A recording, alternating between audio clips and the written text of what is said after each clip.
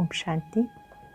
आज 23 मार्च 2022 के साकार मधुर महावाक्य हैं। आज की मधुर मुरली में बाबा ने हमें कर्म की गति समझाई। कर्म की गति बड़ी बलवान है। कर्म विकर्म ना बने, इसकी बहुत संभाल करनी है। अगर देहाभिमान में कोई कर्म करते हैं तो विकर्म बन जाते हैं। सतयुग में कर्म अकर्म होते हैं।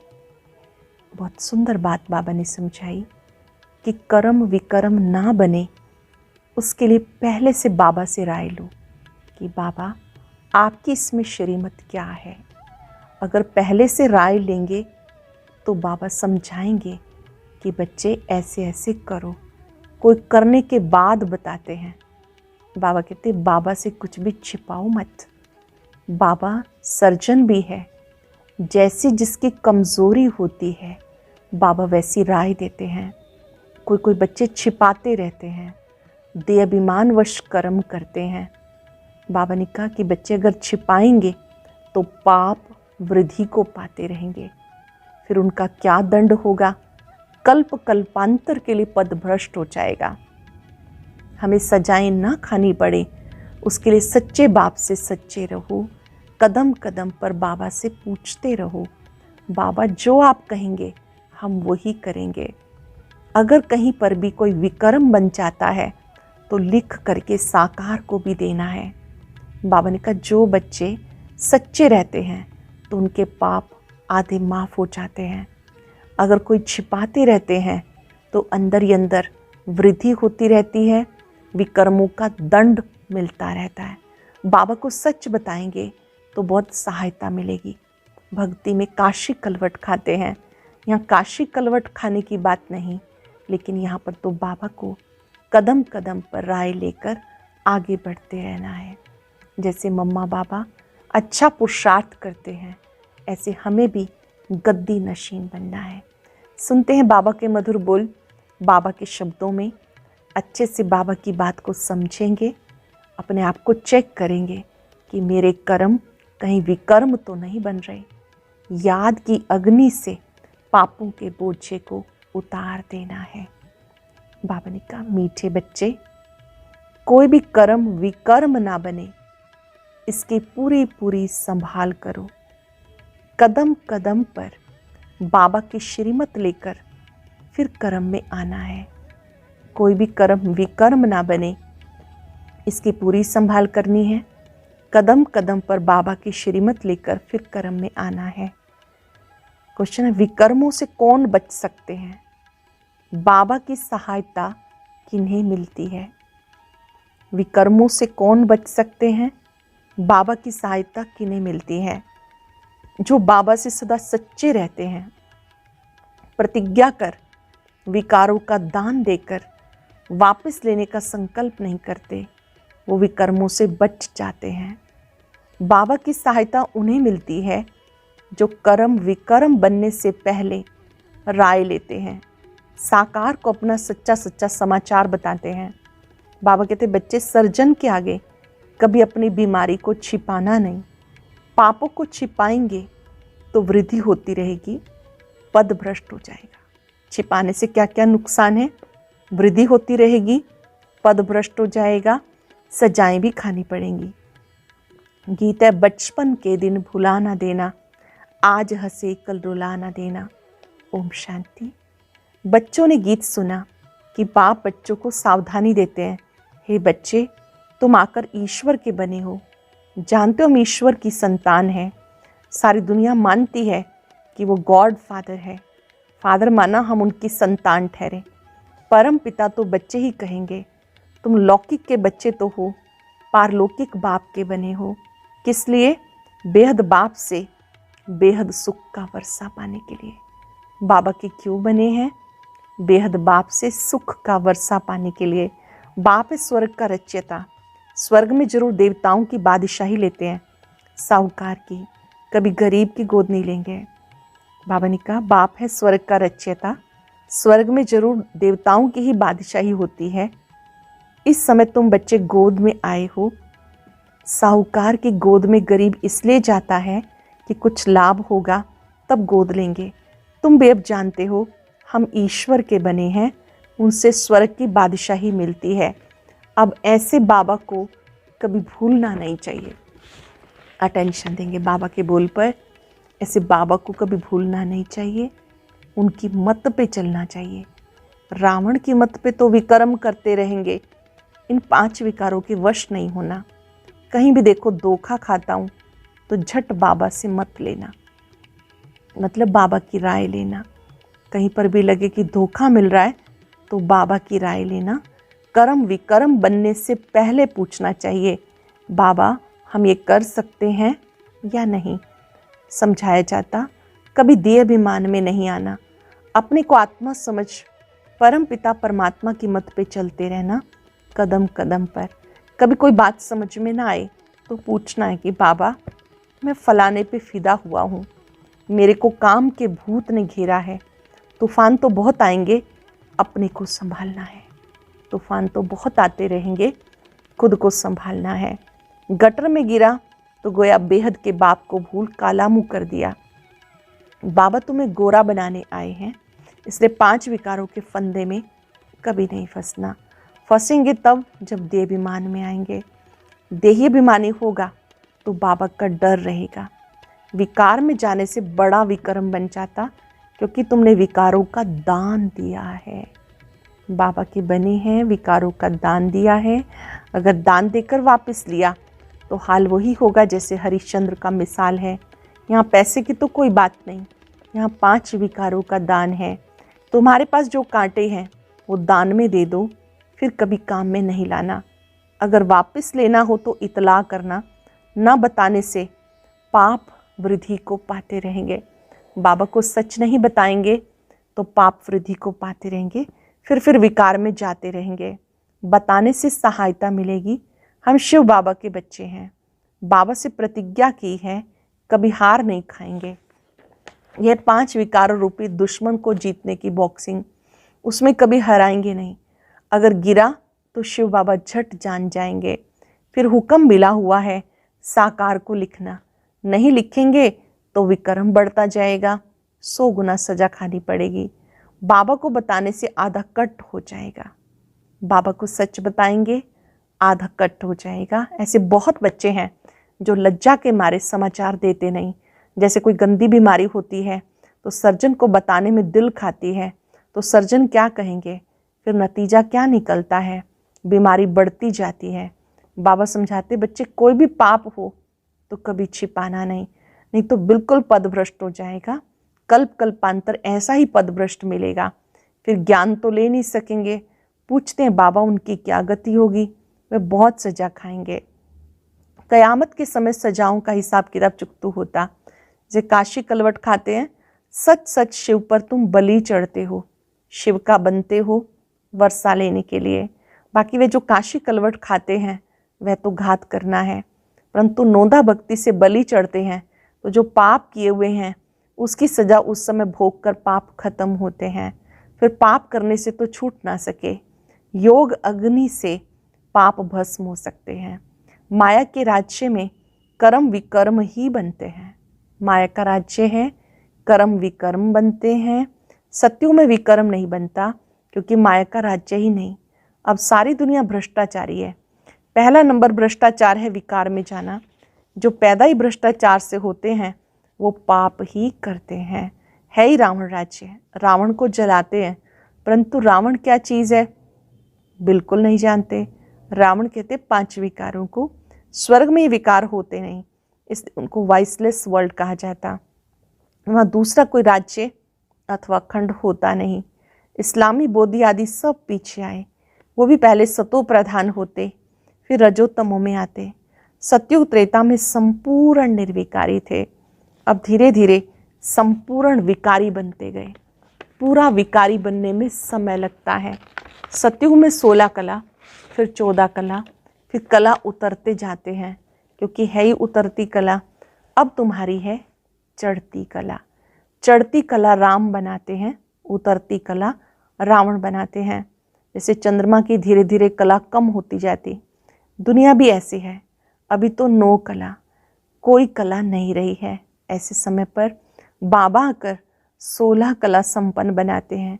ये खेल सारा भारत के ऊपर बना हुआ है, वर्ण भी भारत पर ही है, नहीं तो 84 जन्मों का हिसाब कहाँ। बाबा समझाते यह आयरन एज दुनिया कलयुग का अंत है, फिर सतयुग का आदि होगा। जो देवी देवता धर्म वाले धर्म भ्रष्ट कर्म भ्रष्ट हो गए फिर आएंगे, देवकुल की आत्माएं फिर से आएंगी।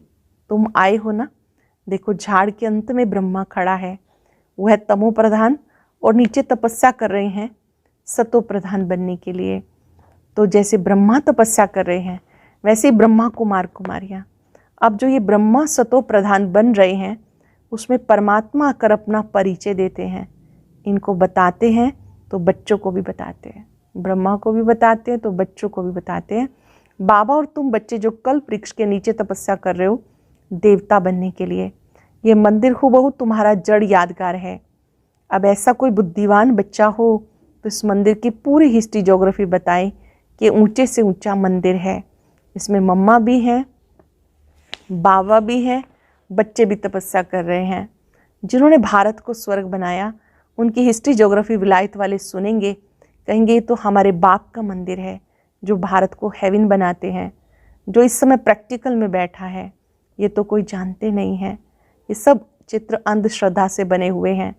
इसको भूत पूजा कहा जाता है, गुड़ियों की पूजा। गुरु नानक की आत्मा जिसने सिख धर्म स्थापन किया वह नई आत्मा थी, निर्विकारी थी। वह कहाँ आई? जरूर किसी शरीर में प्रवेश किया होगा। तो पवित्र आत्मा कभी दुख नहीं भोग सकती, पहले तो उनको सुख भोगना है, पीछे दुख। ऐसा कोई विकर्म ही नहीं किया तो दुख क्यों भोगें। हम भी पहले संपूर्ण पवित्र रहते हैं, फिर धीरे धीरे कलाएं कम होती जाती हैं। हर एक मनुष्य का ऐसे होता है। बुलाते हैं पतित पावन आओ तो जरूर आकर पावन दुनिया की स्थापना करेंगे, पतित दुनिया का विनाश करेंगे। ब्रह्मा द्वारा स्थापना, शंकर द्वारा विनाश, कितना अच्छी रीति समझाते हैं। ये उनकी बुद्धि में बैठेगा जो देवी देवता धर्म का होगा। इसलिए बाबा कहते भक्तों को ज्ञान दो। कोई कोई पता ही नहीं कि हम पहले देवी देवता धर्म के थे फिर असुर बने। लक्ष्मी नारायण ने पूरे 84 जन्म लिए, अब तुम शूद्र से ब्राह्मण बने हो। जो बाद में आते हैं वो ब्राह्मण नहीं बनेंगे। ये बातें उनकी बुद्धि में बैठेंगी जिनकी बुद्धि में कल्प पहले बैठी थी, 5000 वर्ष पहले बैठी थी। नहीं तो बाहर गया और खलास। इसमें मेहनत है, और जगह सिर्फ कथाएं सुन फिर घर में आके विकारों में गिरते हैं, गुरु को पूरा फॉलो नहीं करते हैं, तो फिर फॉलोअर्स कैसे कहलाएंगे। गुरु लोग भी उनको कुछ कहते नहीं, अगर कहें तो फिर एक भी फॉलोअर ना रहे, फिर खाएं कहाँ से। गृहस्थियों का ही खाते हैं, फिर विकारियों के पास जन्म लेना पड़ता। देवताएं तो संन्यास करते नहीं, यह है प्रवृत्ति मार्ग का संन्यास, वो है निर्वृत्ति मार्ग का संन्यास। बाबा आकर स्त्री पुरुष दोनों को समझाते हैं। बच्चे संपूर्ण पवित्र बनेंगे तो संपूर्ण राज्य पद पाएंगे, कम पवित्र बनेंगे तो कम पद पाएंगे। फॉलो करना है माँ बाप को। बाबा कहते हैं माँ बाप के मिसल मेहनत करो तो गद्दी नशीन बन जाएंगे। ब्रह्मा बाबा की तरह, जगदम्बा माँ की तरह मेहनत करो तो गद्दी नशीन बनेंगे। मुख्य बात है पवित्रता की। अब देह अभिमान छोड़ दो। मैं आत्मा हूँ, बाबा लेने आया है। मैं आत्मा हूँ, बाबा लेने आया है। पवित्र बनने से पवित्र दुनिया के मालिक बनेंगे। कुंभ का मेला कहते हैं, वह त्रिवेणी आदि का है, नदियों का मेला, उसको संगम कहते हैं। वास्तव में यह अनेक नदियों और सागर का मेला। तुम सब ज्ञान नदियाँ हो, बाबा ज्ञान सागर है। बाबा कहते मेरे से योग लगाओ तो तुम पतित से पावन बन जाएंगे। शिव बाबा से योग लगाएंगे तो पतित से पावन बन जाएंगे।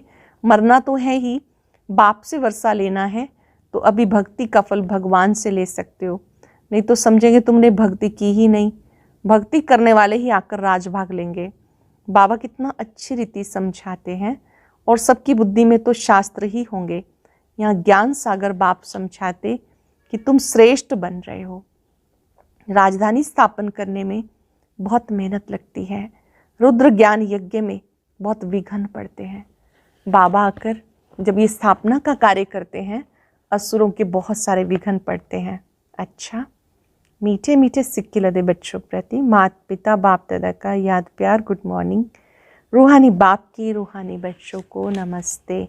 रूहानी बच्चों की रूहानी बाप दादा को नमस्ते, गुड मॉर्निंग, शुक्रिया बाबा, शुक्रिया। धारणा के लिए सार।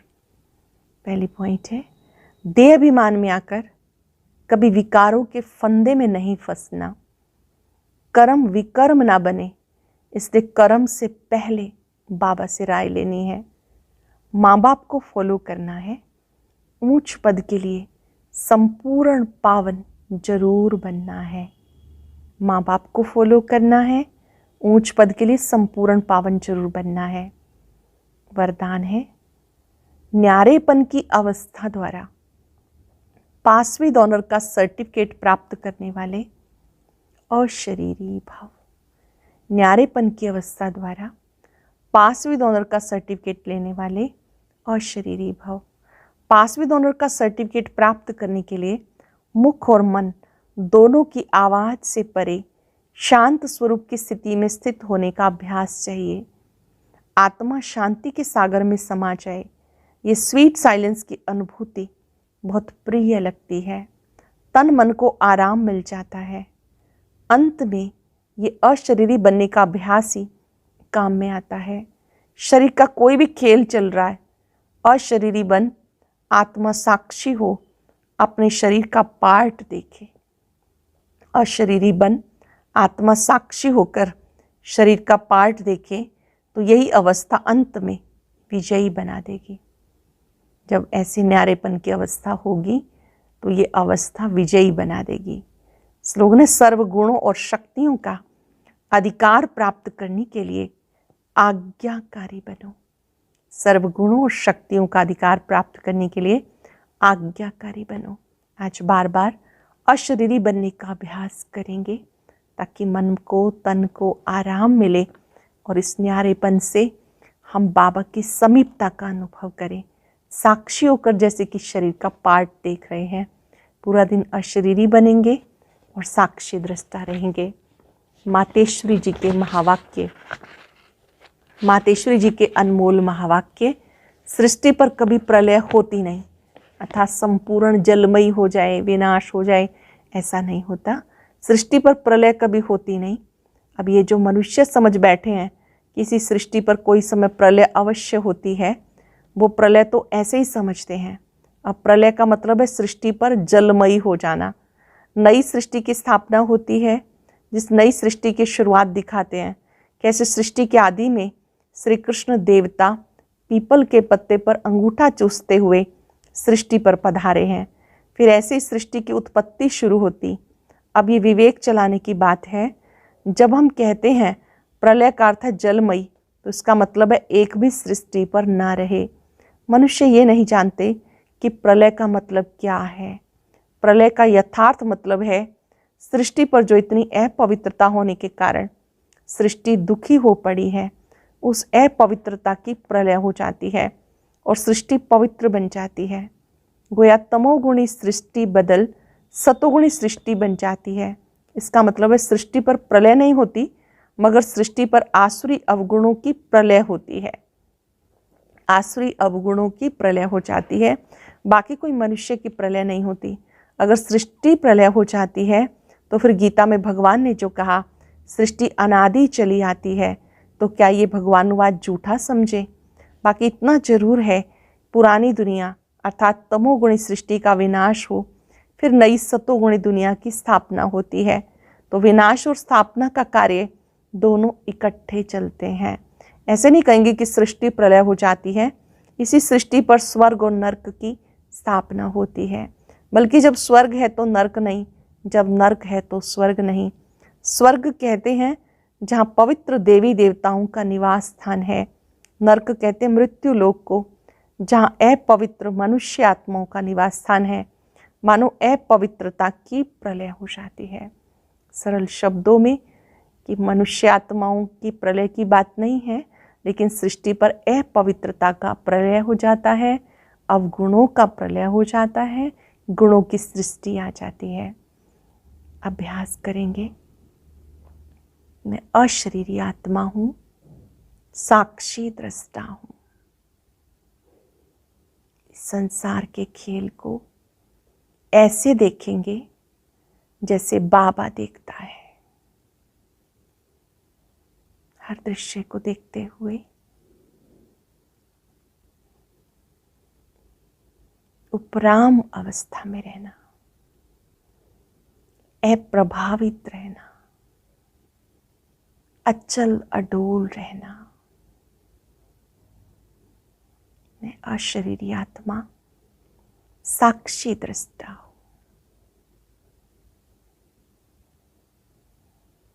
शुक्रिया बाबा, शुक्रिया।